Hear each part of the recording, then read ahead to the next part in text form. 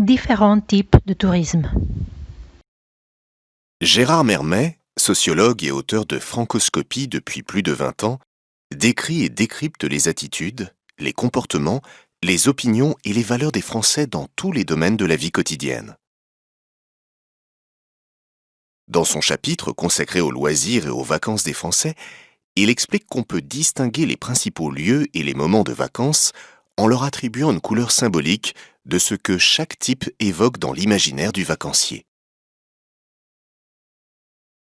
Le tourisme vert, appelé aussi tourisme rural, de campagne ou agritourisme, est motivé par la recherche de la nature et du calme.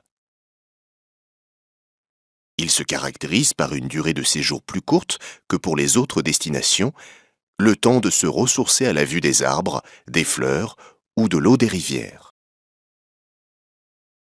Le tourisme bleu, lui, est orienté vers la mer, mais aussi plus largement vers l'eau sous toutes ses formes, lacs, rivières, torrents.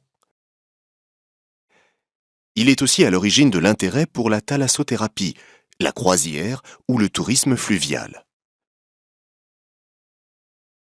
Le tourisme blanc est celui qui conduit vers la pureté et la froideur des montagnes enneigées en hiver, parfois aussi en été, si l'on recherche des neiges éternelles qui forment un contraste saisissant et rassurant avec le monde de l'éphémère.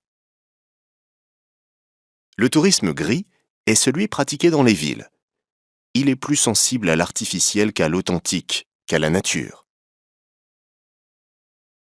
On peut ajouter à la palette le tourisme jaune, qui conduit le voyageur dans le sable des déserts avec sa solitude habitée par une nature peu visible mais présente. Enfin, le tourisme multicolore est celui des circuits, qui permettent de mélanger quelques-unes des couleurs offertes aux voyageurs. Bleu aquatique, vert campagnard, blanc montagnard, jaune désertique, gris urbain.